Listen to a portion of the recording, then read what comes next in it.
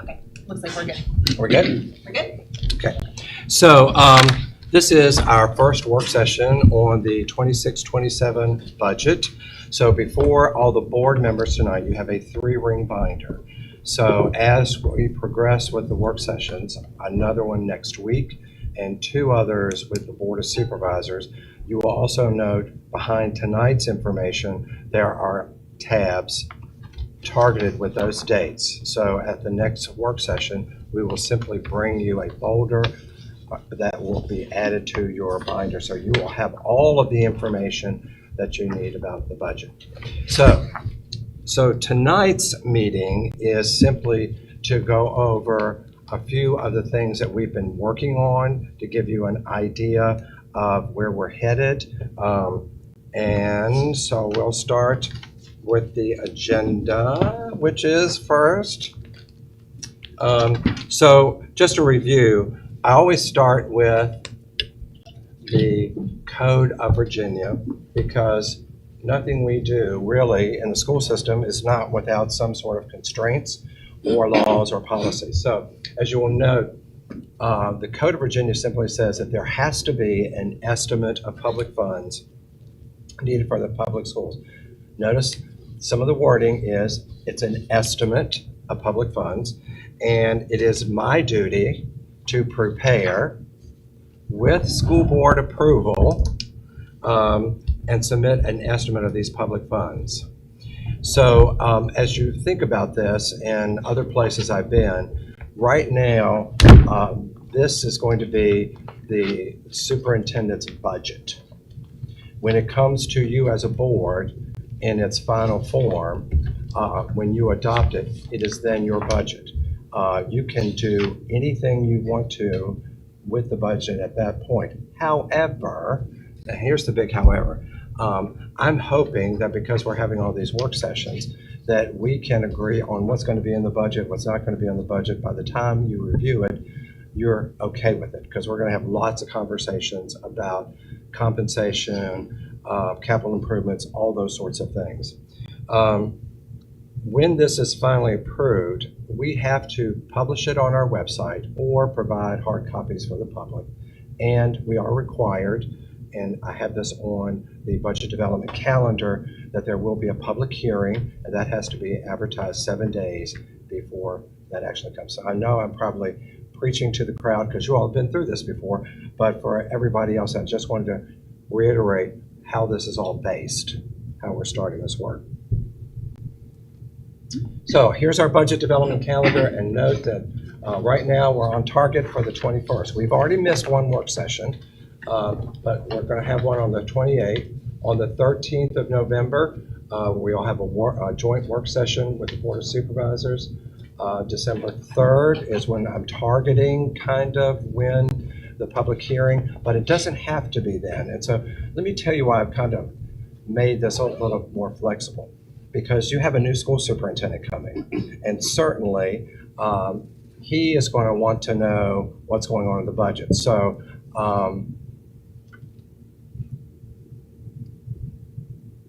I have sent what you're seeing tonight to your proposed candidate. So he's watching, and because I want him to know everything that you're talking about. I mean, he can go back later, but he has all of this information, as well as Tom, who is watching tonight. I've sent all this information to him. So we want to be sure that individuals have this, all the information. The people in the audience also have copies of all the handouts that you're going to see tonight, because we want to make this pretty transparent. And certainly, if the people in the audience, if they have a question or comments about this, we want them to be able to ask us about those. And then we have another work session on the 10th with an adoption on the 17th. Also know, we are not anticipating to know what the state revenues are going to be until typically the governor's budget, it will probably be governor's proposed budget, will be published in December, we hope. And that'll give us an idea of what the state revenues might look like. So there's another caveat here. We have an election in November, and so we could have a new governor. who may want to put their stamp on the budget, and we may not know what that is until later. So I'm just kind of looking back at historically, when there's election, the state revenues may not become immediately apparent. So we have had quite a budget development process. I can tell you that I think that given the template that you're going to see in a minute, and I think you've already had, we asked all of our cost center managers to look at their budgets and make proposals based upon their needs, not their wants.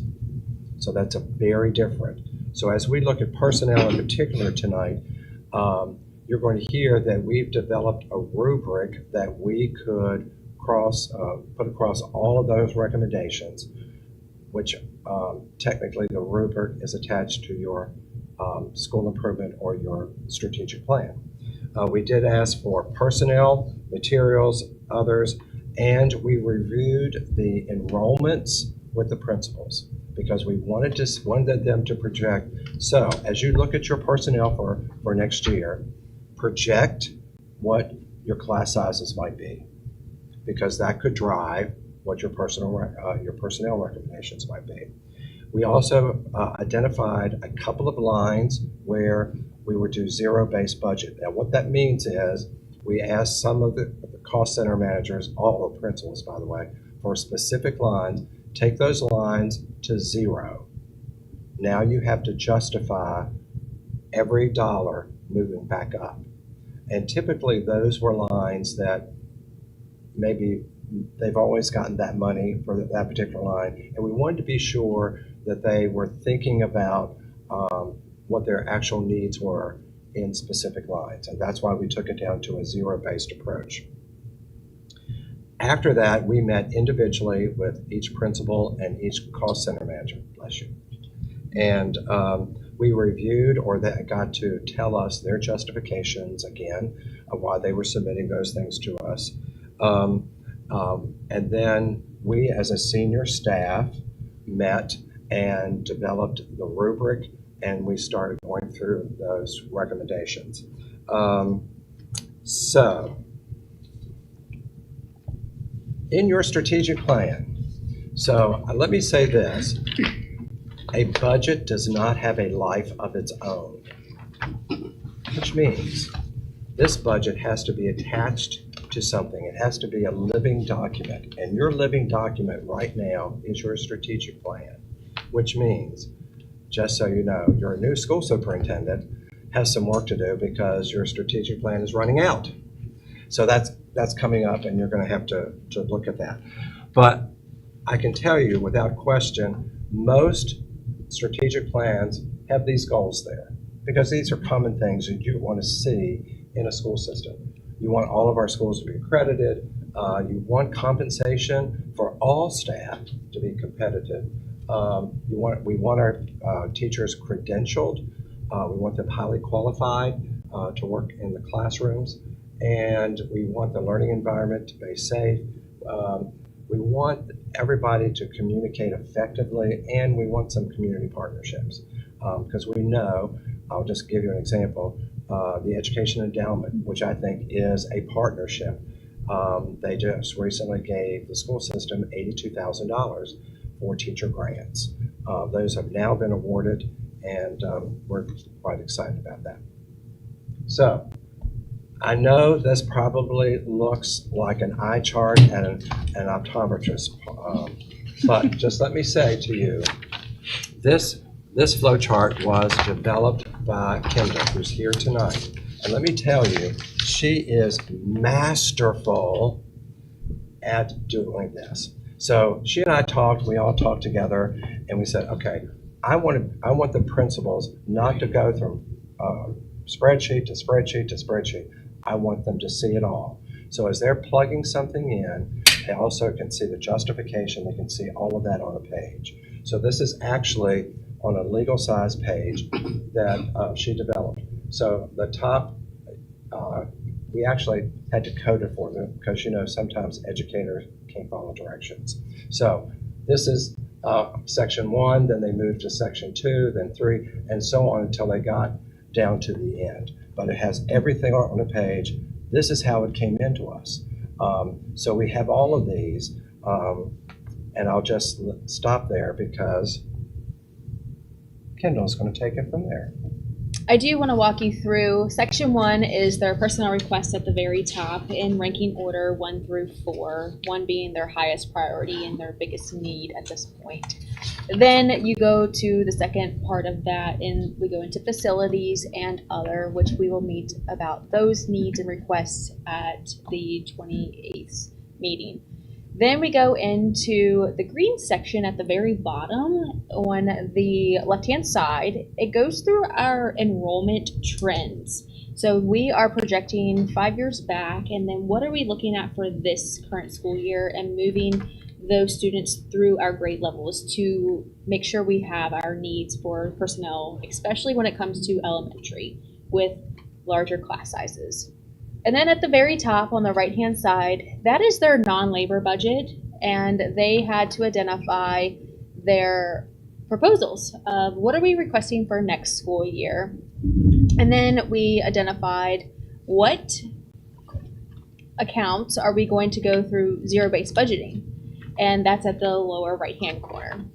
The pink in the middle is their current staffing that they have, so we can justify this is our enrollment, this is our staff, and what are we proposing for next school year. And by the way, we have this in your folder too. So we met and we collaborated all of our requests, which are 75 plus through our schools and departments for just personnel, and that's their ranking 1 through 5. Then we created a rubric, and that rubric is about, I think I'm jumping. I'm sorry.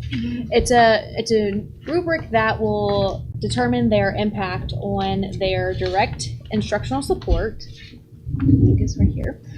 Their class size. Are we legal and compliance?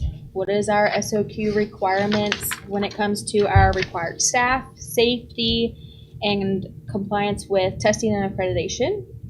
Then our operational support and staffing.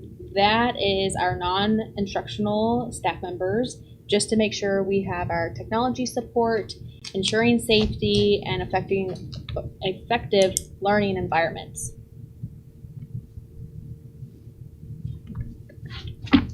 Did you want to go back to? So go through the handout. Right. Oh, I'm sorry. This is when we go to our handout. You're fine. It's in your binder. It's in your binder. It is in their binder. Yes. It is, yes. Yep, they got it. After the work session. So here we are identifying our number 1 priority, which is our student facing, which has the direct support and impact to our students.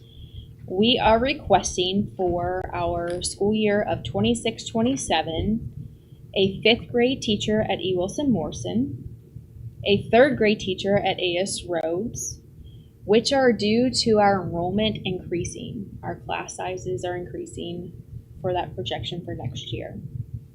The 7th grade English teacher is also to help make sure we are meeting our standards of quality.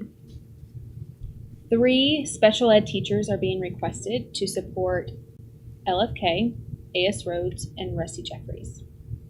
All 3 elementary schools that need the support with our growing population of SPED requests. Instructional assistants are 2 total. So don't, we put the cost of what is being recommended, including benefits, according to our current salary scale and benefit package. Okay. And then we move forward to our instructional assistants. 2 are being requested at our Blue Ridge Technical Center is 1 for special ed. And then our 2nd grade instructional assistant at A.S. Rhodes Elementary, which we currently have this school year. It is going to be a rolling position for next school year because those students are moving up. So we still need that level of support there. And again, that total is there with those 2 instructional assistants. The last Direct support for our students is a board certified behavioral analyst for our general education needs to support with our behavioral challenges. So I was going to say, we currently have a BCBA, but that's for special ed, and that's being paid for by special ed funds. So this gets a little tricky because if it's paid by special ed funds, supposedly we can't use them for anything else. However, this year there have been a couple of times where I broke the rules and sent them in to help some staff members look at behaviors of kids. Next year, I think for the gen ed kids, we are having more and more kindergarten. I saw preschool and first grade. There are some kids coming with, I believe, maybe not special ed problems, but learned behaviors. It's just very hard for them to adjust to a structured environment. And to be honest, I don't think they have ever been told no.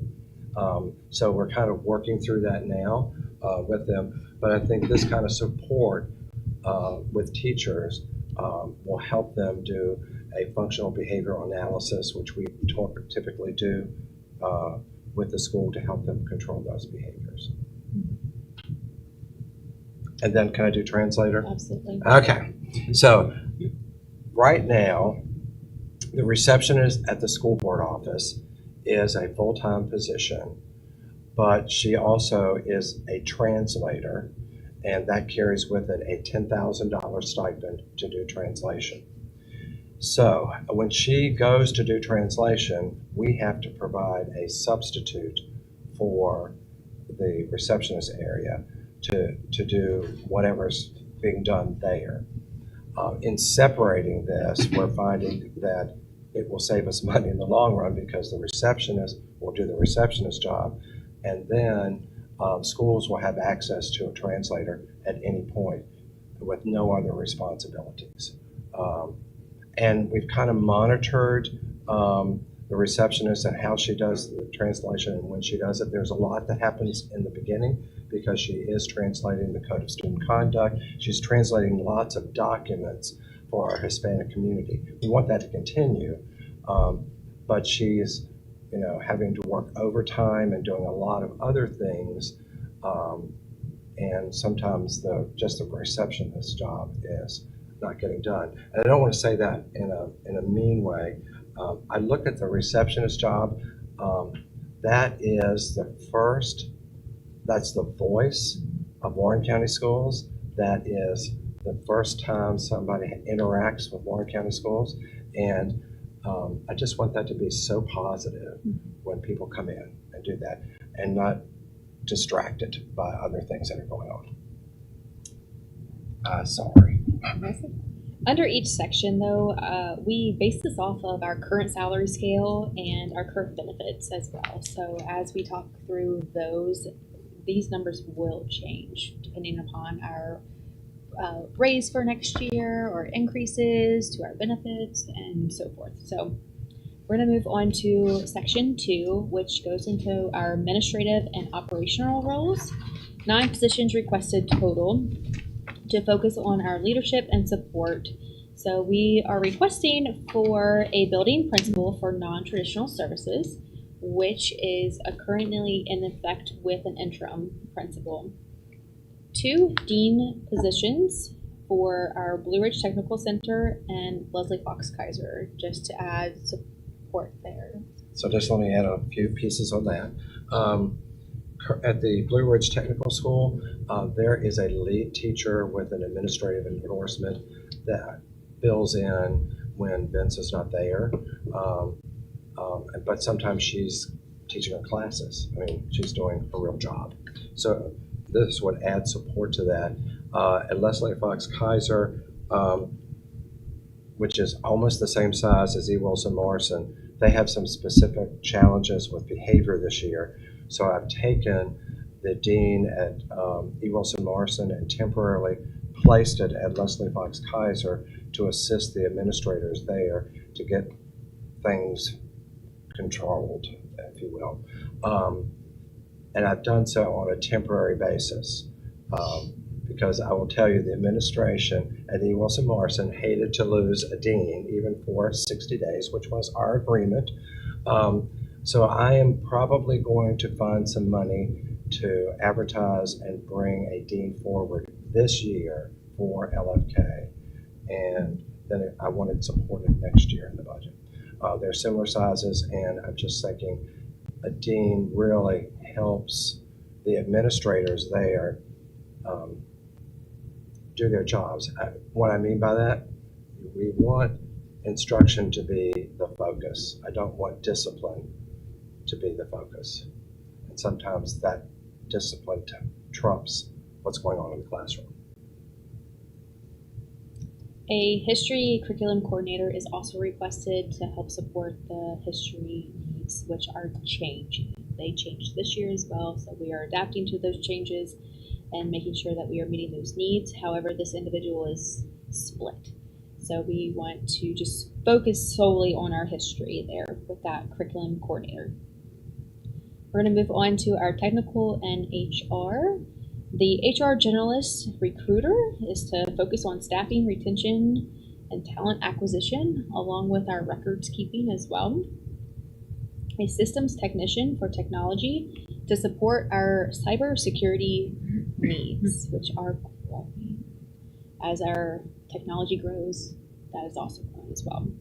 The technical integration coach is located at all of our schools. However, we have multiple staff members that are split between an elementary and a middle school, and then we have 2 at the high school levels. This would help support those requests as well.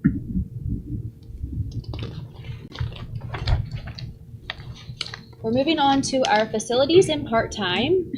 Our facilities are growing, but our maintenance team is not. So we are looking to add a general maintenance position just to help support our needs in our building with our work orders and to make sure that our specialized maintenance can focus solely on their specialty and then help support our general maintenance. Can I add to that? Yes.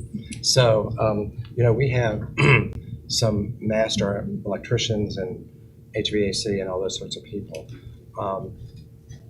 And they have a lot of work to do.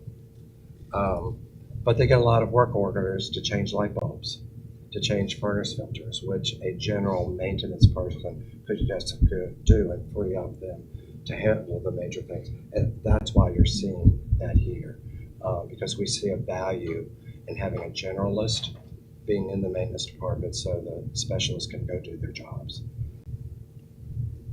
2 additional bus drivers are also being requested as well. We are looking at our routes, and we have to be very careful on how long that student is sitting in that seat for our routes as well. So we're looking to add to our bus drivers. Along with that, we have, I like to call it a grow your own program. So we have grow your own programs with our instructional assistants becoming a teacher. I look at this as a grow your own program for a car driver to become a bus driver. And while we need that, and we currently do, we need an 8-hour trainer to go alongside of that to help support them through their CDL practices, their runs, getting them trained and helping them along the way with that transition of coming from a car driver to a bus driver. And then we are also asking for 1 additional part-time work-based learning coordinator. We currently have 1 part-time work-based learning coordinator, but we are increasing that request to an additional part-time position to help support both high schools. And then lastly, we are looking at our transportation department to increase our bus drivers to a 5-hour bus driver instead of a 4.5-hour bus driver, just because of their routes, their staggered start times. We are looking at their times that they are actually driving and make sure that we are compensating them to what they need. The AS Roads Elementary bookkeeper is part-time, so we are either looking to support that as a full-time position or to compensate that individual as an hourly rate off of the bookkeeper's pay scale. Currently, right now, it's just a flat rate for their part-time. So it would be adjusting their years of experience and then where do they fall on that scale and make sure that it is a part-time hourly rate. Before we move on, if we could go back, because this was new learning for me, on the maintenance department, I didn't realize until fairly recently that we have an HVAC tech that works solely for the county and that they give us money to pay for them. So they are technically not ours, but ours. So I just thought that was, it's an interesting arrangement. He does not report to Brian. He reports to the county. But I thought that was just, in terms of shared services, and we can talk a little bit about that with transportation and how that works, because I think it really works in terms of parts and service on sheriff's vehicles. We're probably saving the county around $200,000 a year by providing that service to them. So as I think about cooperative service arrangements, and asking those questions, I found out about the maintenance on the buses and those sorts of things. But the HVAC thing came out of left field. I didn't realize that we had this extra person.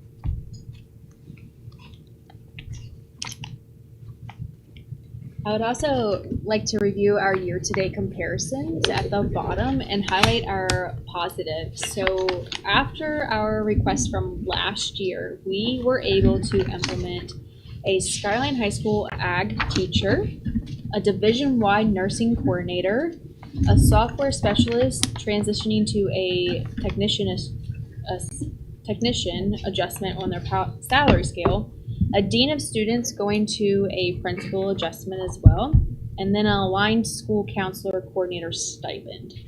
We've had some great successes and positive adjustments within our county that has affected our division-wide needs.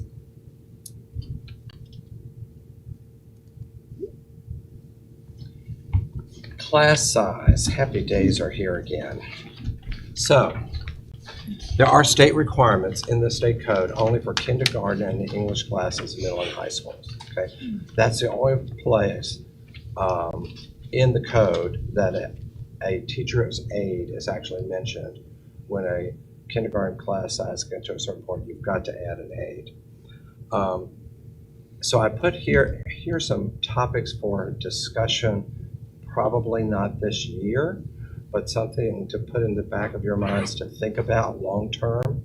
And other places I've been, boards have had, it helps in the budget development process when the board determines what they want class size to be standardized for K-3, which may mean that for kindergarten, the ideal, you may decide the class size is 15-1, 16-1. First grade, the same. But you determine up front, even now, what that class size is going to be. Because what we do know is, and there's a lot of research to back this up, is class sizes at the lower levels, and I almost wish I had a 4-year-old program, because I told the high school principals, if the kindergarten, first, second, and third grade teachers do what they need to do with kids, their lives become so much easier when these kids grow up.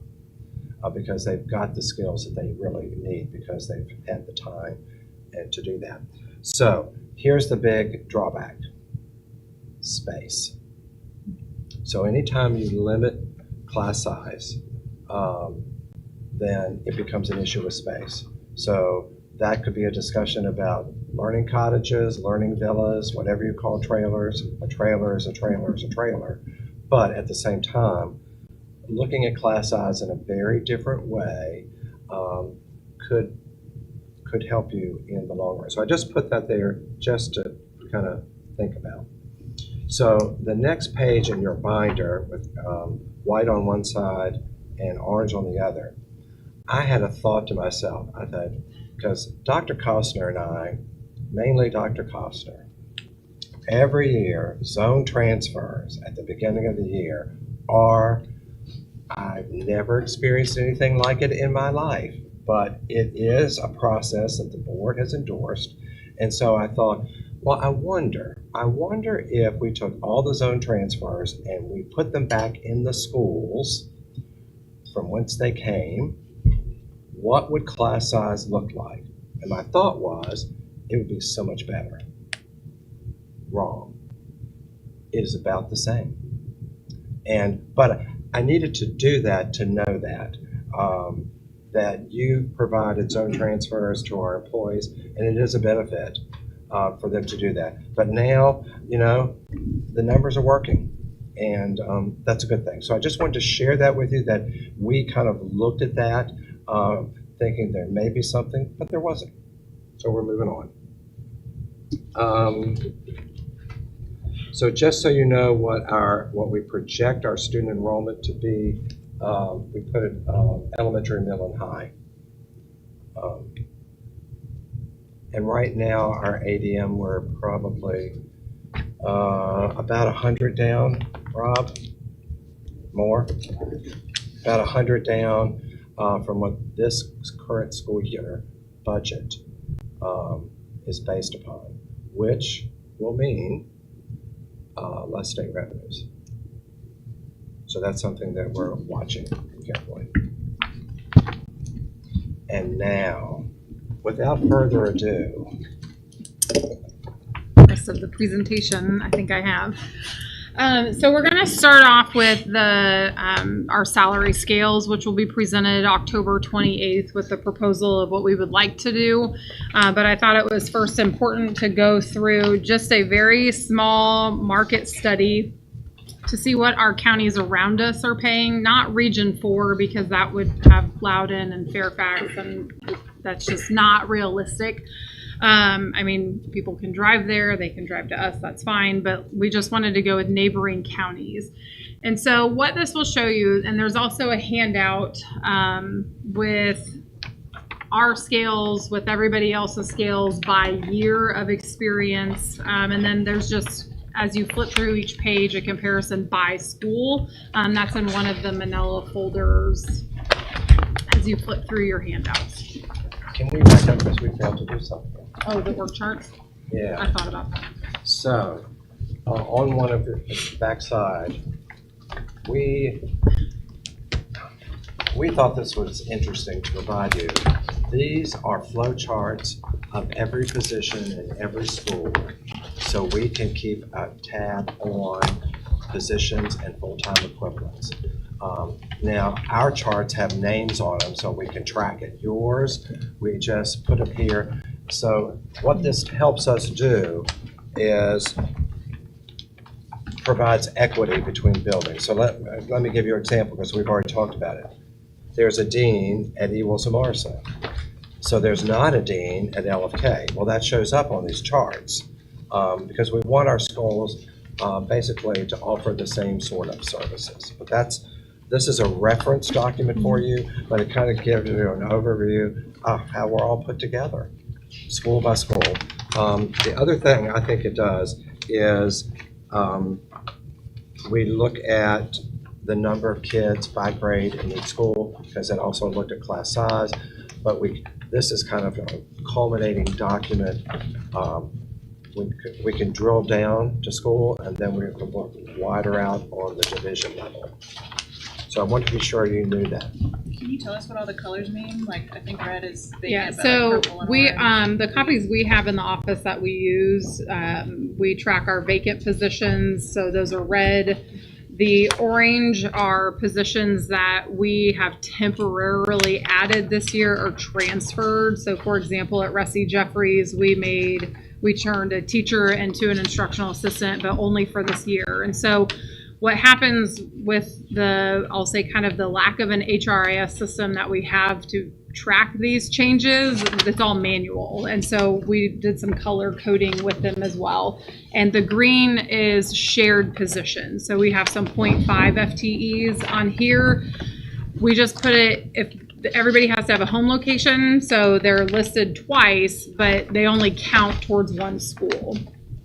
So. That's criminal justice. Criminal justice.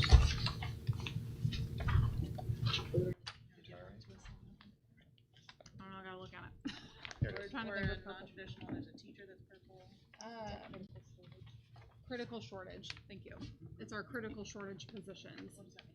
So we can hire teachers in where they are still collecting their retirement and still get paid legally if they're on the VDOE's critical shortage list. So every year the VDOE says these 10 positions you can hire in, they will be able to do, it's a yearly form they have to fill out. If we hire somebody, they are out. We have to actively show that we're pursuing those positions. So they're like, instead of being red, they're purple? Yes. If they're vacant? They're not vacant. We don't want to lose track of how many critical shortage positions we have because they have to fall within that listing, and the listing changes every year. Okay. So we might have, they just say teacher. Ours just one just happens to be at Blue Ridge Tech. But if next year they remove all the teachers, then how many people do we actually have on critical shortage? So it's just another way to track how many employees we have based off of that critical shortage list. When we're doing the market studies, could we Yeah. include Shenandoah? Yes. Okay. We, Yeah. we've already, yeah. Thank you. We did talk about that one, and then we thought Rappahannock, but they're really small in comparison. So yes, Shenandoah is on my radar to add to include with benefits when we get to that as well. So there's the org chart just to have as reference. Yeah, I think it's a great reference document as we kind of look at what's vacant, what's not. Again, being sure that there's equity amongst our building because we're all doing the same thing. So we want to provide the same sort of support and resources. All right, so when we look at the pay scales, this is pay scales with this current year. So they're public, went on their website and tracked, just the years and what they have, their percent, and then not necessarily their COLA in between and what they're doing. This is just more of a general average. So what I did is I took, years 0 through 30, whatever they're offering, and what was that average on what that county is paying versus us. So you can see Winchester Public Schools pays less than Warren County Public Schools. So about 2.43% less.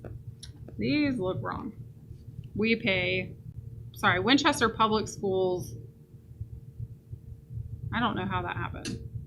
Oh, yeah, because No, I'm sorry. We pay less than, I have that on my own head reversed, excuse me. We pay less than Winchester Public Schools by 2.43%. We pay 10.48% more than Page County. As we look at the next document, and I'll click on that next, I do want to talk about the size of the school as well. I do think that is impactful. But for just now, this is just kind of that executive summary with this. We pay less than Frederick County by 5.24%, and we pay less than Clark County Public Schools by 2.45%. So yes, we are paying less than our neighboring counties. As we talk through the size of their enrollment for students and then also their enrollment for staff. And then I'm working on a comparison with benefits. So when we look at the total compensation package, where does that fall in as well? So on average, we could go with a 3% increase now. No, that's not budgeted for. No, that's not what I'm requesting. But just to be able to make us more in line with our neighboring counties. So if we flip to the next page and slide, this is data from 24-25. I just want to note that because we're going to talk about the student to teacher ratio. It is important to know that Warren County Public Schools does maintain a 13-to-1 ratio, but I don't want anybody thinking here that we have a kindergarten classroom with 13 students to 1 teacher. That is not real. It is an average of what we have, and it's based off of our population, how SOQs are done, and that is done through VDOE. So when we look at the comparison, for example, Winchester Public Schools, they have more students to teacher ratio. They have an 18-to-1. They do have 137 fewer teachers and 669 fewer students. So although we do pay less than Winchester Public Schools, they also have less than the teachers and staff that we have as well. Page County does have the lowest student-teacher ratio to 12-1. Again, with 144 fewer students and 144 fewer teachers and 2,101 fewer students. Frederick County Public Schools has a higher ratio of 14-1, so does Clark County, but Frederick has 668 more teachers. That's significantly more than what we have. If right now with our current budget year, to include superintendent, we would have 777 full-time employees. That's what we're budgeted for. That's what we should have. We have some openings right now, so anybody that's listening that would like to come here, that'd be great. But we have very similar ratios to Frederick and Clark when it comes to the student population. We're 13-1, they're 14-1. But again, I just think that's important data to know when we're comparing ourselves to neighboring counties, how we also compare from a staffing and student perspective as well. So what's the recommendation and conversation to have is to have some type of short-term plan to help us not only be competitive, but do this in a strategic way. We don't want to just throw money at our teachers and not, I'm saying teachers, that's the bulk of our population. This would be for all employees. I did only do the market study for teachers because that's the biggest group of employees. We would have over 550 some just teachers on grade 1 through 5. We put a lot of people on grade 1 through 5 as well. Not all of them are classroom teachers, but this is just from the study perspective why I chose them. That's the bulk of our employees. So when we implement a multi-year strategy, this would be a 2 to 3 year strategy to get us more on par with our neighboring counties. This will help us remain competitive. I think when we look at the student ratio, if we do have fewer students, I think that's a great marketing for our new teachers coming in. Like, you do have a little bit of a smaller classroom in comparison to Winchester Public Schools, for example, or Frederick County. However, you know, we are similar in salary, we're similar in really everything else that we have, but how can we become more competitive? And again, I'm going to look at benefits as part of this conversation. So the target is 10% over the next 2 to 3 years. If we do a 3% plus step with that COLA in between, that's about 4% on average that we would be able to provide. So in 2 years, we could be at 8% with where we're at. So I would implement in another year or within the next 2, adding an additional percentage, again, just to keep us competitive. However, I don't know what at the state and federal government their plan is. They haven't called me. Still waiting on that call. I know. I wish I had those ties, but I don't.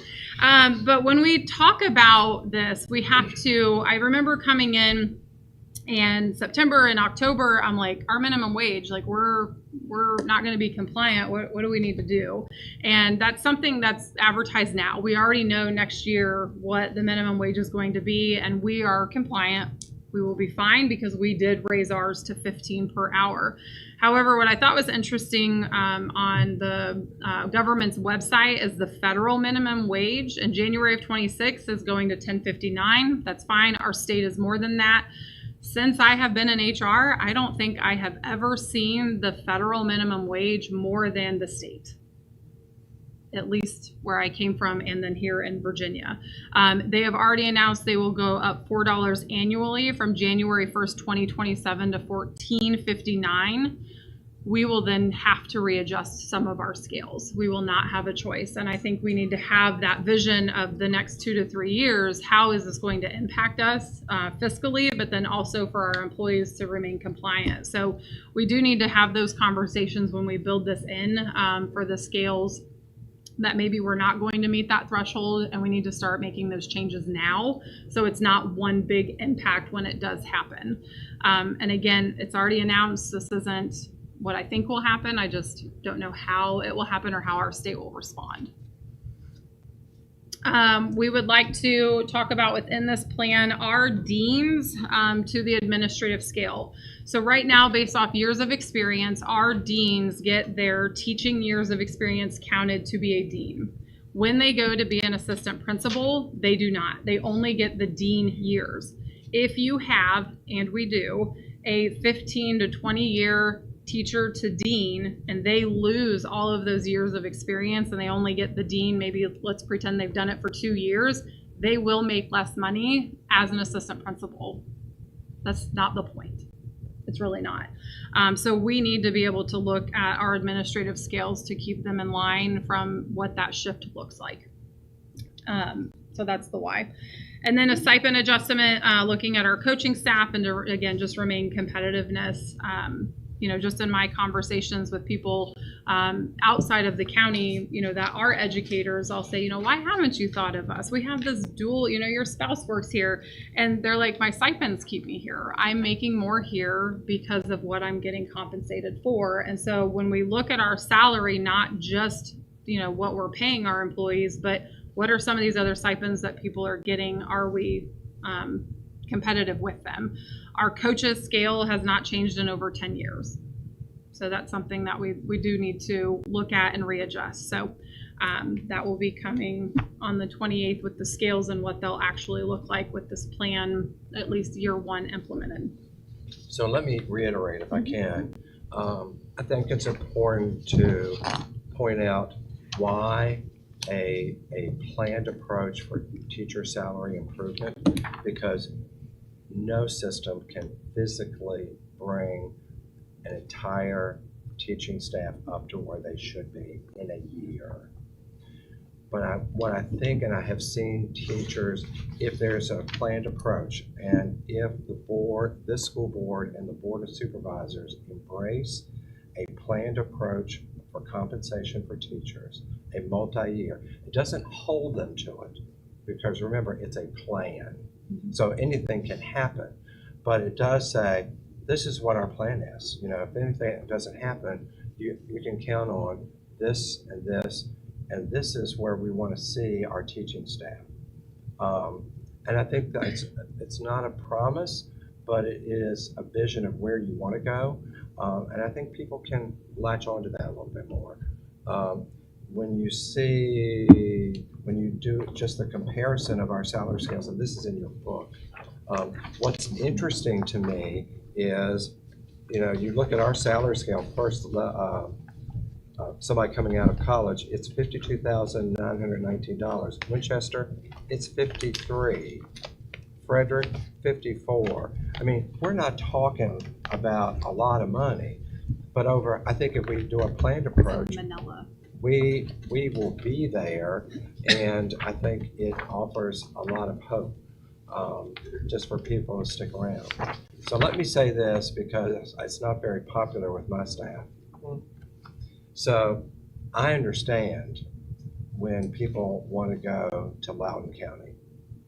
I get it, particularly if they are about to retire, because it will be their highest pay over the last 3 years or the last 3 of their 5 or whatever. I get that. To me, it's not about loyalty. It's about lifetime earnings for their family and their retirement. And I can't make excuses for that, nor should they. And I've always, even when I was in Fauquier County, I can't compete with Loudoun. But if that's what you need to do, and I certainly had lots of people that did, then do that. But they would tell you later what they miss when they go to Loudoun. And this is not an indictment against Loudoun, so don't take it that way. This is a family. They miss the camaraderie that exists in a small school system, that community feel.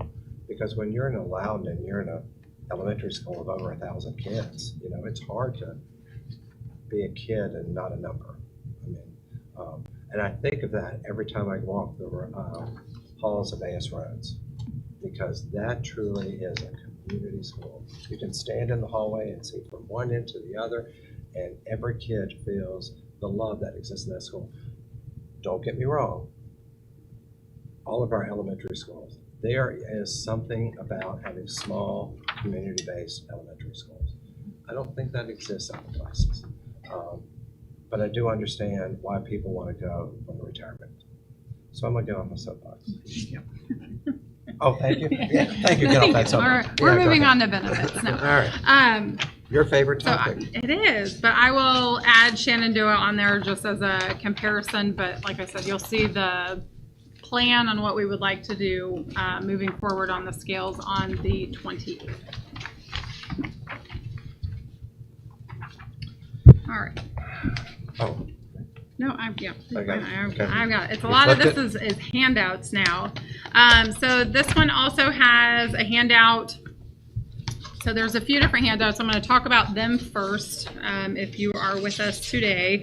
So there is one in here that just has my notes on what I'm going to talk about. Just an overview of what we're going to talk about as some comparisons. It's in the Manila folder. It's just a high-level overview of all of the comparisons.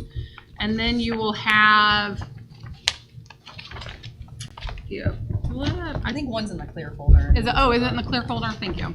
All right, so in the document protector, that's where it says draft. And I wanted to make sure these say draft on them. I don't want anybody thinking this is what we are doing, what we are proposing. This is a discussion on our benefits with what we currently have, options that we will look at. Last year, I feel that we came in a little late on the benefits conversation by the time we had gotten our rates and what we wanted to do. We ended up with the original proposal. And so this year I think we're also kind of early now on this because we are 21 days into our current plan. So we can't really go out to bid with a lot of data since we've only been since our renewal 21 days ago.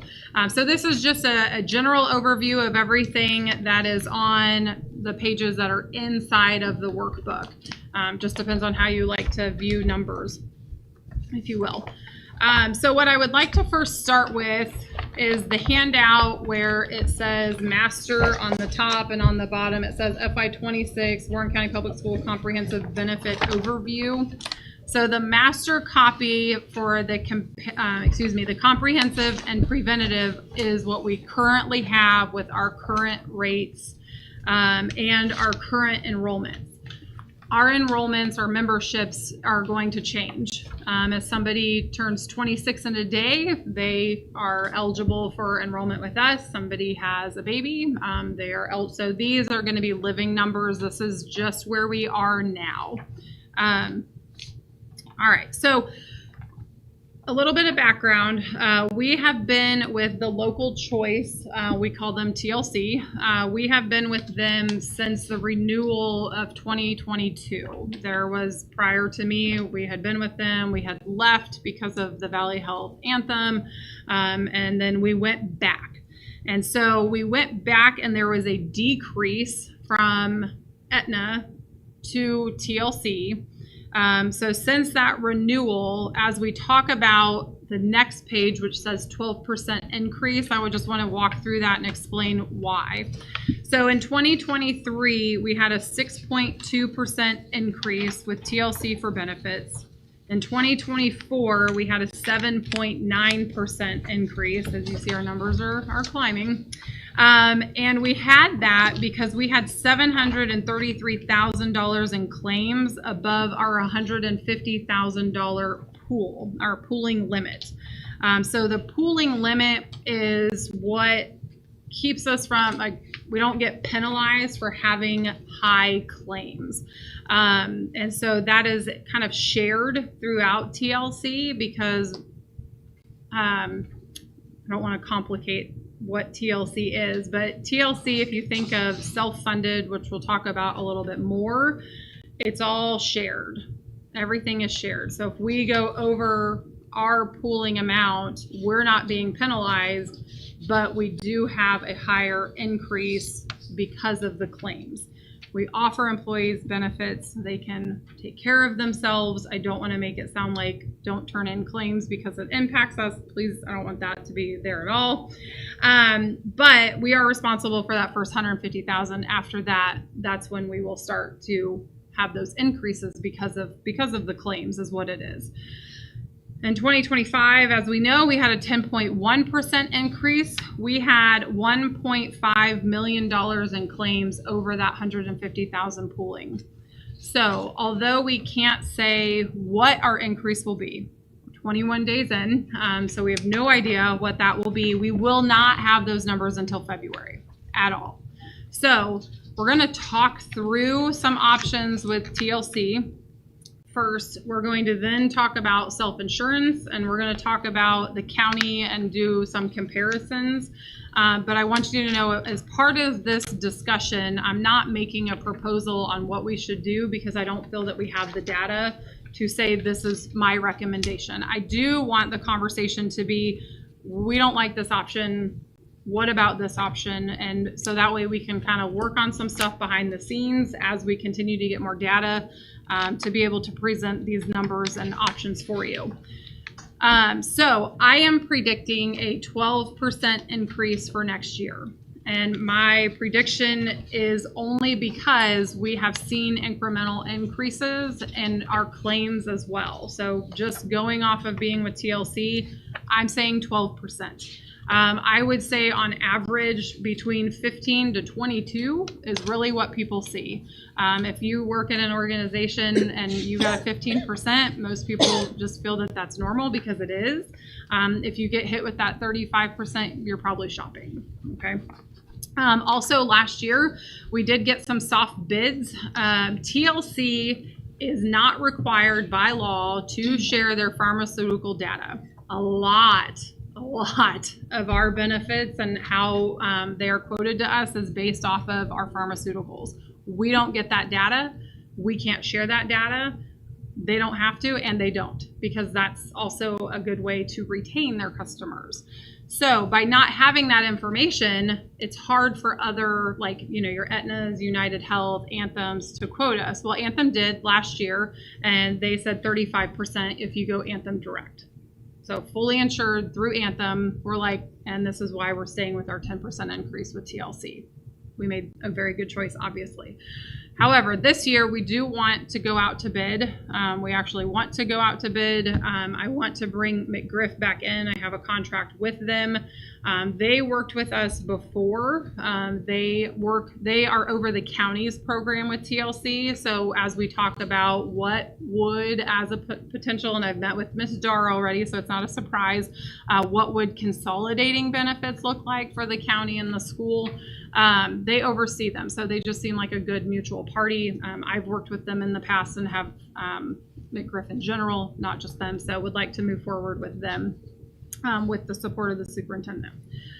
All right, so going to the 12% increase, this is what page 3. I have them kind of titled at the bottom. It'll say 12% increase on top. Yep. Or on the bottom, it'll say the FY 26-27 comprehensive 12% increase prediction overview. This is just what the 12% would look like for us and our employees if we made no other changes. So that's exactly what we did this year. We had a 10.1% increase. We made 0 changes other than splitting it. This is what that option would look like. If we have the exact amount of enrollments as we do today with the 12% increase, right now we are responsible annually for, we'll call it $7.4 million. The 12% would be $8.2 million that we would then have to have.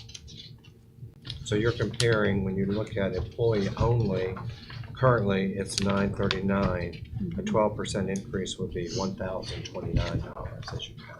Mm-hmm. Flip back and forth between those two. And so we tried to do this layout a little different. Last year we had a really long spreadsheet with everything listed. This year we have it because we're not really comparing anything yet. We're just talking through them. They are on their own pages, but that's why I did the just the little overview so you can look at just the baseline as we go through these options. All right, so where we are with a 12% increase, making no changes, staying with TLC, that's what our benefits would look like. TLC does have other options as far as their plan coverage. So right now we have a $250 deductible plan that we have 162 employees enrolled in for the comprehensive plan. Preventative's on here. That's where the minority is. So I focus a lot of my conversations on the comprehensive. So with that, if we change to the from the $250 deductible plan to the $500 deductible plan, I wanted to see what we would, and this all includes 12%. Everything has a 12% added to there. Would we be able to kind of save from the county side and give a little bit more back to the employees by changing that plan? And we really don't. For example, 166 employees, we have 150,000 where we are responsible annually. If we change that to the 500 plan, sorry, I'm comparing these two. Right now, it's 163,000. So it's about a $13,000 difference. On a monthly basis, but then if you times that times 12, it's $286,000. So we could have somewhat of a savings, but every scenario we run through, if we're saving money, then that goes back to the employee. They are then responsible for those differences. Okay, so just want to make sure that's known. So $286,000 savings for the county side or Warren County Public Schools if we went with that option. Everything else would remain the same. The other thing I want to point out, I don't know that it was said well last year, so I want to make sure I communicated that clearly this year, is with our HSA plan, we also give $1,000 to each employee up front in October to put into that HSA account. So not only do we contribute towards their benefits, we also give them the $1,000 to have in that account. So right now we have 46 employees on there.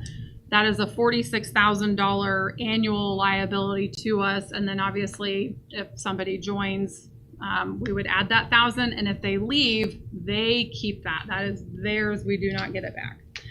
So when I looked at some surrounding counties, and this is a work in progress, but I brought it with me just for my own notes. Every surrounding county that we did the salary market adjustment or salary study with, everybody offers money towards the HSA plan, except Frederick County. They don't have it listed. Frederick County either has, they're either self-insured or they're going Anthem Direct. I don't know, but they don't have to tell us what their rates are and what they're putting towards them. So I don't know if they actually contribute to an HSA or not. It's not indicated on there, but everybody else does. So Winchester Public Schools also does the $1,000 for their employees. Clark County also, they do it monthly, but it's still $1,000 annually. And then Page County only does $50 a month, which is about $600 annually. So although you might think our HSA employees are getting more, and they are, that is very similar to what our other counties are doing. All right. Something else we've talked about, and we will, okay. We'll talk a little bit about the cafe plan option, which I know Dr. Martin was excited to talk about as a possibility, at least conversation. All right. Because he's leaving. So we've talked about the total compensation package to make sure we are paying everybody correctly. Like, are we giving everybody the same dollar amount? So I have what we call the $1,000 Warren County Public School monthly contributions. This is a $2 million savings for Warren County Public Schools if we did this, but that $2 million goes exactly straight back to our employees. So if we only contributed $1,000 to every employee that takes our benefits, we would see a $2 million savings. That is not realistic. Of all of these, I just wanted to show it. I don't know that it is an option that we would want to do because the benefits would increase significantly to our employees. So I would not make this recommendation. However, we have talked about if we went, I'll say Anthem Direct. Every county also surrounding us has Anthem. I'm just throwing that out there as well. If we went with a cafe plan is for every employee. So even if they don't take our benefits, we would give them a certain dollar amount. They could put it towards whatever bucket we gave them, but then everybody's getting the same amount. So Dr. Martin and I were kind of running some numbers on if we have 777 employees and we give them $1,000 a month times 12, right? We're significantly over what we're paying now for just the employees that take benefits. $1,000 a month per person? Yes, that's what we would. That's what I Like mean. We pay over $120,000 $1,000. Say that one more time. They would take home $120,000 a year in benefits? No. They have to put it towards benefits. They have to put it towards a gym membership. They have to put it towards something that we would identify. Right, but they'd get $120,000 a year? No, 12,000 $12,000. times 12. Gotcha. Yeah. Gotcha. Thank you. Yeah, we love this option. No, that's okay. That's why I was like, I'm like, we're at 120. No, that's okay. And that's why we're talking through this. So, but with the cafe plan, now it has to be for all employees. So if we have our fully staffed 777 employees times $1,000 a month per employee times 12, we're over $9 million in what we would be looking at. So although from an equitable standpoint, it is an attractive plan. I've worked with this plan in the past. When we look at what we would have to then ask for and do more, I don't know that that's feasible, but I know that we have talked about making it equitable amongst all of our employees and what we're giving them. So this is just throwing it out there as an option. But again, the impact to the employee is extremely significant. So I would not recommend that as well.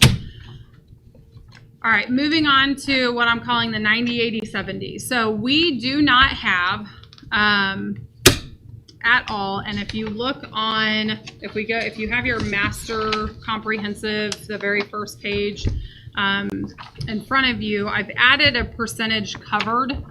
We are not consistent so if you're on the master with the comprehensive dental, there's employee only, it has participants, total monthly premium, Warren County Public Schools contribution, then percentage covered.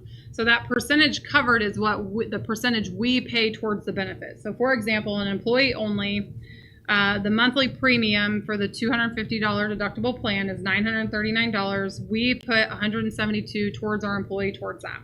That's 81.2%. If you just look down, none of these percentages to me make sense. I don't know how they were formulated prior to my time. Last year was not the opportunity that we had to adjust some of these. So I point that out to talk about the 90, 80, 70. The 90, 80, 70 would still come to an impact with our employees. However, it would be our $250 deductible plan, 70%. We only cover 70%. It's equitable for all employees that take that. Then if you go to the Anthem 1000 plan, we would cover 80%. That would, again, for anybody taking that plan, it would be the same for all and what we're covering. So whether it's just an employee or family, it's 80%, and then 90% for our high deductible HSA plan.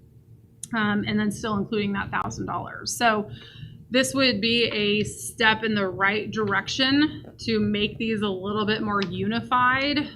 It still comes with an impact. What I would like to do, again, just in the discussion, is if we like this plan, we think out of all of the plans that we're looking at in conversations, maybe what is now the next step would be look at the direct impact to the employee. What's that dollar amount? And do we need to adjust some of these percentages so it's not, an extra $200 a month for an employee if we were to change it? So that would be what I would like to look at next. But it's just, again, if we stayed with TLC, if there was a 12%, lots of ifs, this option, at least we're moving in the right direction to have some consistency in our percentages, because right now I don't know the rhyme or reason on how they were created. Can I ask you a question Yes, about the please. dual employee plans? Yes. So this is when a husband and wife both work for the schools, right? And I assume we're taking it out of both of their paychecks, right? It's like $1 each. Right. Well, it's more if it's family, but it's Well, not a lot. correct, But yes, yes. but we're taking it out of each person. No, and so it comes out of one, I'm gonna look at Maria. Comes out of one employee, okay, I'll look at Rob too. Yes, it comes out of one Only one employee. person's enrolled in the plan. Correct. Whichever the family member Yes. is enrolled, it comes out of there. Theirs, Okay. yes, And that would be the same on those 70, 80, 90, whatever we're calling it. yes, Because theirs goes up a lot, but it would just be going up by one person, not on both of them. correct. Okay. Yes. Our amazing benefit specialist is here in the crowd tonight. Love that she joined us. So she's the one and only. And she put a lot of work into these, but if they're errors, they're my fault because I took them last. So those are just some of the options that I wanted to go through. Some of them, you know, I wouldn't recommend necessarily, but I think it's good to see where we are, what we might be looking at if we were to stay with TLC. So the next thing we'll look at, I made this, sorry you don't have a copy. I think I did print some extra copies. It's really small and I can't find my glasses, so I'll do my best reading it as well. May have enough. You want to take one and pop it down, please? So what we did is I've met with Ms. Dar on the county side to talk about their benefits since they have TLC. So they left United, and I believe off memory she said that they were going to have like a 22% increase with United. So they did their RFP process. They went to TLC, which is who we have.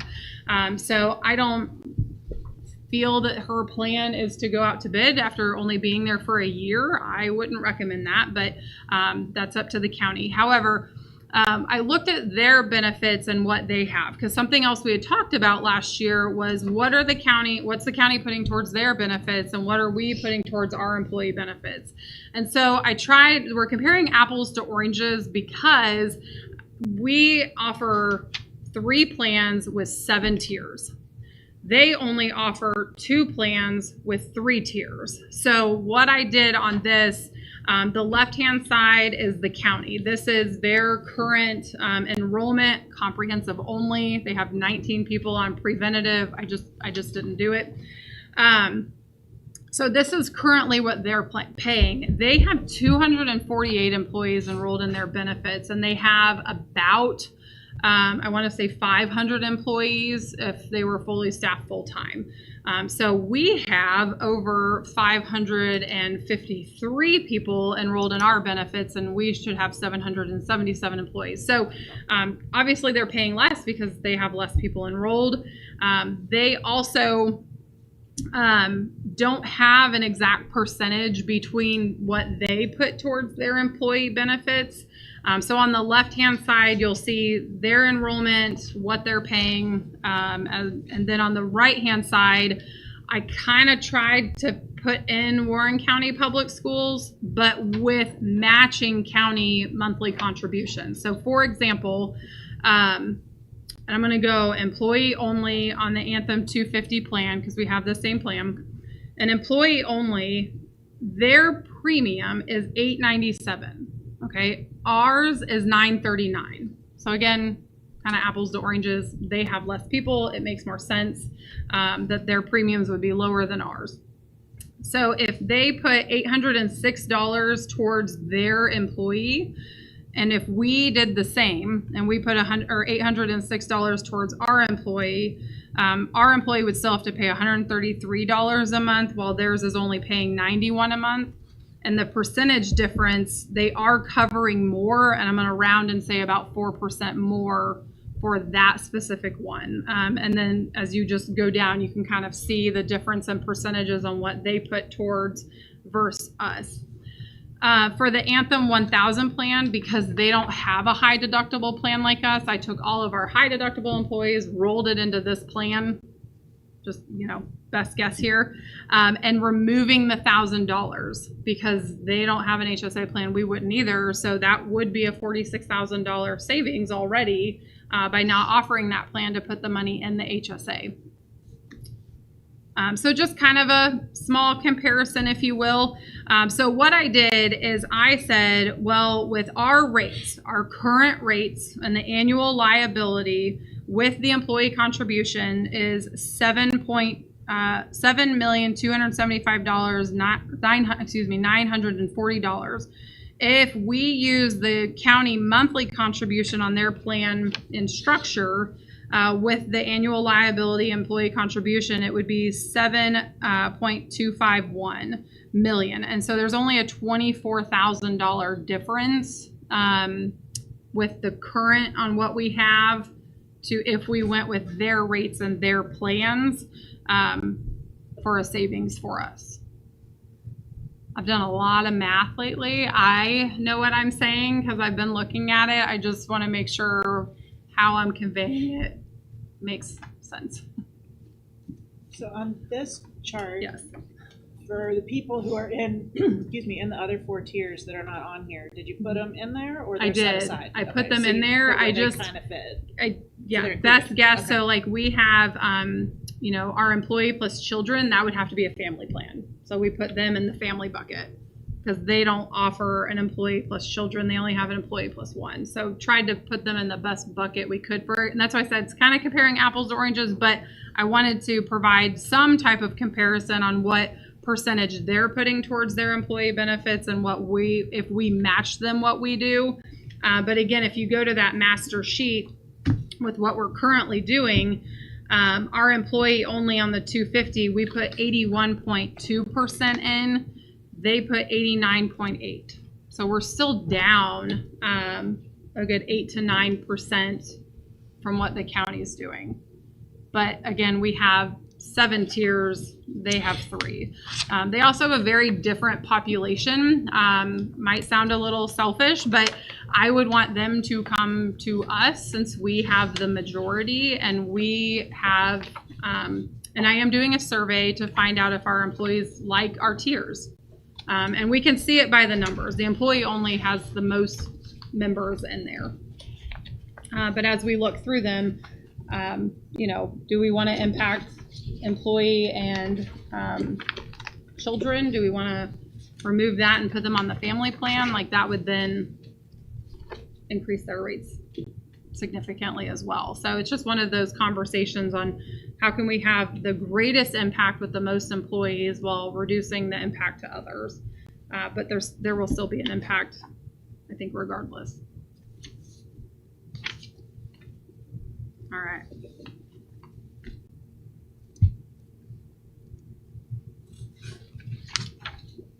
And this is all the handouts that we just went through. And the overview with each plan, with that master sheet that you have. This is just a summary of the presentation and what those cost savings could be. But again, it all goes back to our employees as well. All right.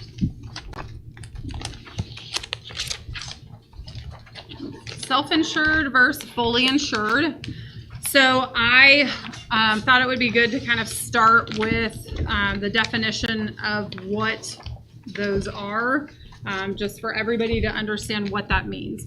So right now, the TLC is kind of like a self-insured for them, but they get to control it and distribute it to us. Okay, so we're kind of in a self-insured plan, but we don't get to control any of it. All right, so fully insured health plan is a form of health insurance where a group pays a monthly premium for each employee to an insurance provider or the carrier, who then turns and pays all the medical expenses. If we are self-insured or a self-insured health plan, it is again a form of health insurance. So we would still go through an organization such as, you know, Anthem, United Healthcare, whatnot, where the group itself assumes the risks and pays for the medical expenses of its employees. Typically pays a small third-party administration or administrator to handle the other duties involving managing healthcare plans. So that could be like your McGriffs, if you will, or any broker that works with benefits. So what's the major differences? So when you think about being fully insured, we have no claims risks whatsoever. So we just talked about we went over the $150,000 mark by $1.5 million. We would still have that for self-insured. We would have an umbrella. We would have insurance to say we don't pay more than the $150,000 for a claim. So if we had, 100 employees have a $150,000 claim, we are responsible to pay all of those. So we have to have a cash pool, if you will, for those. So, but if you're fully insured, they pay that. That's on them. So, and then for the insurance, for fully insured, they do have a fixed premium each month. As we know, they have stable annual accounting. They hold the reserves, and we'll talk a little bit more about reserves in a minute. There are limited availability to tailor the plans, and then there's less leverage when it comes to renewals and more regulations and taxes. So those are just facts about being fully insured. When you think about being self-insured, we do take all of the risks, and we would select some type of stop loss protection to minimize those risks, so we wouldn't be responsible. We pay the actual claims cost plus the fixed administrative costs monthly. These are billed weekly. So right now, our benefit specialist does the bill monthly. This would be weekly. All these claims coming in go through one person on a weekly basis and then to be paid. So that is a significant change. And we don't know what those look like because we don't currently have that. We just see them monthly. Variable accounting, because again, it depends on the claims that are coming in. We hold the reserves though. This is where you can make your money back, and we'll talk about reserves after this slide. We have more flexibility around plan design and more leverage when it comes to the renewals and less regulations and taxes. So when we talk about the reserves, there's usually like some type of administrative fee, but we get the rebate from the pharmacy. So right now, who we have, they get all of those rebates from the pharmacy, where we don't get any of those kickbacks. And so that's where we could save that money, and we're actually getting on those. So anytime a doctor says, I think you should take this prescription, right, and they go through those prescriptions, there's a kickback from the pharmacy for that. We don't get that right now. If you're self-insured, you do. So that's where really that rebate kicks in, and that's where we get the kickback from not having those reserves. Okay. So the insurance company gets money Yep. every time I get a prescription filled. Potentially, yeah. If they get a kick, yeah. So now we would get that. Okay. So I'm sure there's a lot more on the behind the scenes that goes to that. So, but I'll just speak to what I know. But right now we don't get that. And that's where we can actually get the money back to be able to have some type of cash flow. And we just don't have that being fully insured right now. All right. So when we look at being self-insured, the advantages and disadvantages, some of these are a little repetitive. But the flexible plan design. So I want to talk about that. So right now we have a plan for our $250 deductible, and we can't change anything. That's fixed. This is what we have to do. What we could then do is say, okay, we like this $250 deductible plan, but we want the emergency room visit deductible to now be $500 instead of $250. So now you have some wiggle room somewhere else to adjust, to use that money elsewhere, maybe towards your premiums, and what that might look like. So you can customize it a little bit better. And so when we look at, the county employees versus ours, it's a very different structure, right? You have, your sheriff's office, you have firefighters, like they have very different needs than our educators. So when we're customizing a plan, we're customizing it to our employees, not necessarily, who are like just a one size fits all. So that is a really good advantage that we could tailor to our employees. The risk management through stop loss insurance.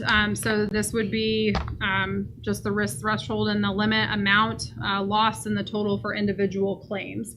So, we've heard people say, well, we have a lot of, pregnancies. Well, that's built into our insurance. It's when the baby has to go to the NICU. It's when somebody has cancer. Like, that's your claims. Those are your big claims. And we don't talk about those because that's why they have insurance, right? So we can still have the exposure, but we have the umbrella to stop it at a certain percentage, which is really what we're doing now. The thing with TLC though is they kind of spread the love. So if you go over those claims, like everybody gets a piece of the pie, which is better than getting the whole pie. And it's the same with ours. It'd be the same with self-insurance. We stop it at a certain amount. We're responsible, and then we move on and we put more away next year to be able for that cash flow to be prepared for those. I was advised that every 4 years, plan a bad year where you may not have something to roll over. It's going to happen as well. Tax savings, so we would reduce the premium tax on what we would owe. The administrative cost, it's unbundled, it's a fixed cost. So we get to choose which functions we would want, no insurance margin built in. We would be fully insured. So we get to manage all of that. And then the increased cash flow, like I was talking about, we assume the reserves and maintain in the interest-bearing account. Employer can regard as a source of income. So that's where those kickbacks come in. For us to be able to put aside, so when we have those claims and we hit that umbrella, that's where that money goes to pay for it. So we might have a lot up front because we don't have that built in, and then it'll start to level out. So am I hearing you say that like some years will be better than others, some years we'll have some money left over at the end, some years we won't? Correct. How does that tie in with us as a school board not being able to carry funds from year to year? That's a good question. I'll have to get back In with the you. in the past, when we were self-insured, back in the early 90s, I think we began it, when we were a member of Blue Cross Blue Shield. They demutualized, which meant from being owned by those that are insured through them, they went public and that. So when they did that, they gave back to each member money. And that's what established our healthcare fund account. I don't know, it was over $1 million. So at that point, we went self-insured and had this healthcare fund that could carry over from year to year. And we had it up in local choice the first time, which I forget what year it was. It was probably 10 years ago or so.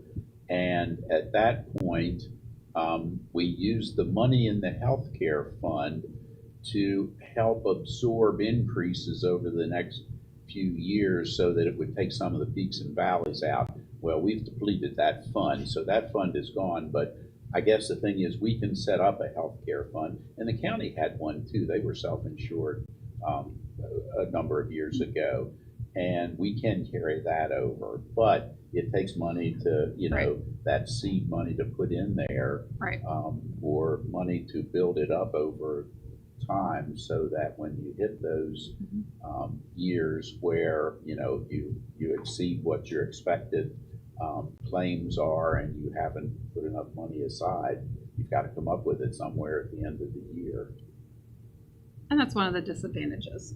It just depends. If we were to roll into this in our first year, we have more than like what Rob's saying, that pot of money, like that could be a very different conversation with the Board of Supervisors. But if we have that first year where we can manage our claims and things, and we don't get to manage them, but we know that we can have that money to put aside and build it, that'll be good. But that's just one of those, kind of like a startup.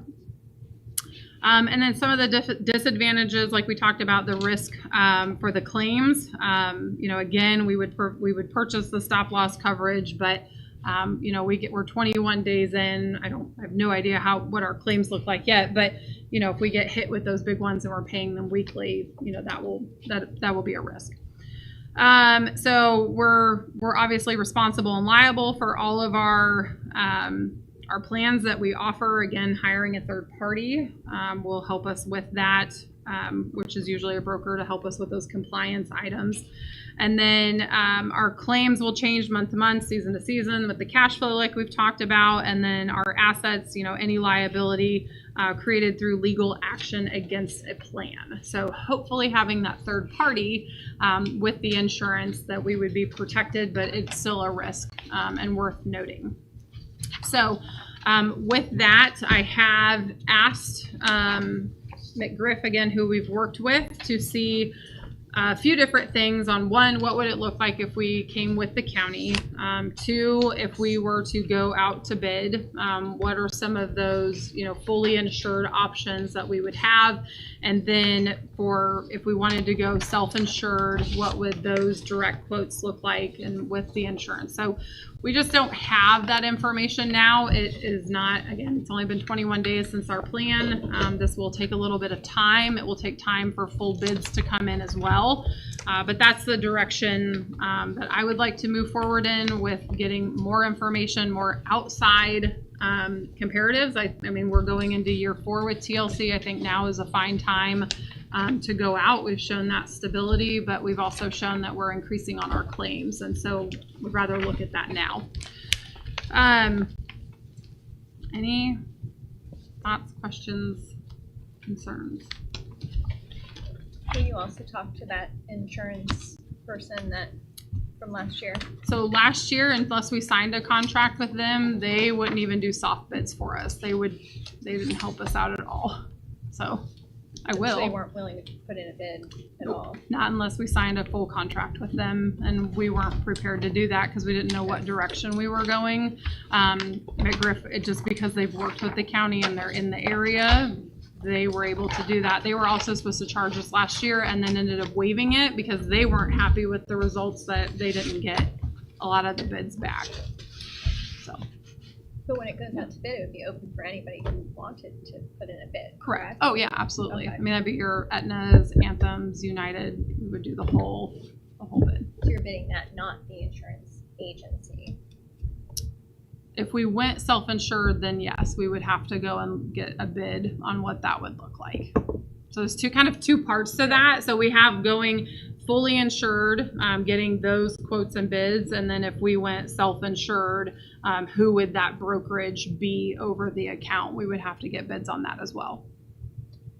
So McGriff versus the other guy. Yeah. So those companies are not going to ever get to bid against each other. We're just selecting McGriff, and then the I don't think we have a policy where we would have to go out to bid. It just depends on what their contract price would be, and if that contract price is over our policy, then yes, we would. So maybe would it be? We can call and beneficial ask. to look Yeah. around at the different Oh, yeah. agencies Yeah. and bid that as well. Yeah. Okay. That's for the Anything? consultant? we're talking Correct. about? Yeah. Mhm. And then the $150,000 maximum that you were talking about, Mhm. that's for all of the employees. That's all they're willing to That's pay. per- pay. A Per claim, a Per percent claim. per Okay. member for their claims. Correct. Okay. And you can get Yeah. different levels, I think, of the You stop can, loss. yeah. When we were self-insured, I think had like 90,000, obviously, that was Yeah. years ago, and Right. healthcare costs, as every Disaster. other cost have Yeah. gone up considerably. Right. Do you have any idea what the stop loss coverage costs? Or you haven't I gotten that don't. far I yet? haven't gotten that Sure. far yet, but And the thing about it is, what you pay this year, if you exceeded on a bunch of claims, then next year, could go up. that stop loss is they're gonna get Yeah. the money back. Oh, yeah. Yeah. On the self-insured plan, is there additional overhead for us? Like, would we have to have someone spending more time managing the claims and paying them out and things like that? Or not really? Possibly, I don't actually know, because we wouldn't have some red tape to go through like we do now, where maybe we're able just to go in and do it without having to wait, or and then there's some that might take more time. I don't have an answer for that, but I know when it was from a monthly to a weekly billing, that's significant in time. But are we saving time by having different resources and being able to just do it ourselves and not have to go, fill the paperwork out and then fax it to this person and then enter it here. Like, could we just, go through that third party and be done, right? So, but I know the weekly billing would be a lot more time. I think with the self-insured, you will still contract through Anthem or Yep. Aetna Oh, yeah. or United Healthcare, and they will administer your claims for you. We wouldn't, I don't think, be administering them ourselves. No, paying it's just the claims. billing. They would, Yeah. they would take care of that for us. And of course, the benefit for that is we would get their discounted rates with the different providers that they have. So at that point, now when we did it before, we only paid monthly to Oh, Anthem. okay. But, we were self-insured. Yeah. And at the end of the year, then they would square up with us if our claims exceeded our premiums that we had submitted to them, then we owed them money. If it were the other way around, we would get money back. And that's how that healthcare fund would sort of carry that money. But without having a healthcare fund to get To started. start you with, could be at the end that's of the what- year begging Yeah, for the and what supervisors for happens money. is, when you first start, I suspect, the first couple months you're not going to, whatever you predict the 12th of your premium Right. for the year is gonna be, if you set that aside, those first couple months, you're not gonna hit that level because it takes a while for the billing to come through and the Right. claims to be paid. But then at the other end, if you were to go away from self-insured, you have what they called incurred but not reported IBNR, which are the claims or the run out of claims that even though you stop on September 30th with this particular self-insured plan, claims will still be coming in and you'll be paying out for several months. So you have to have that money available too if you were to go away from it. And so if we were to, would we have to go self-insured if we were to be able to do any incentives, like I know are available with other plans, other districts, like we get a credit if we have a physical every year, or if you have a gym membership, like there are certain ways that we can get our rates, our personal employee monthly Yeah. payment down by, if you're not a smoker, if you're not, certain things can get your rates down. Do you have to be self-insured in order to set No, up something so like that? TLC does not offer that as an option. So if Okay. we said, if they said 100% of your employees had to do physicals and we would give you a discount, they don't offer that. I've worked with Anthem at other employers where they do, where you have a certain program set up and if they participate, they give you a certain rebate, more or less back towards, the rates. So those are options that if we went direct that we could ask for and look into. Okay, but would not have to be self-insured in order Yeah, to no. do that. Mm-mm. Okay. Any other options you want to see? Any options you did not like at all? I know you just got the information, so. I appreciate that you're trying to figure out some way of kind of shoring up what the discrepancies are between the percents paid, and there is no rhyme or reason that I don't think anybody has been able to determine. So Yeah, I know.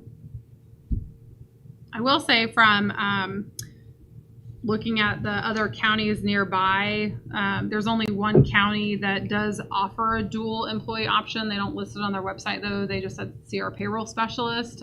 So from a competitive standpoint, that is something that we are the only one that advertises and puts it out there.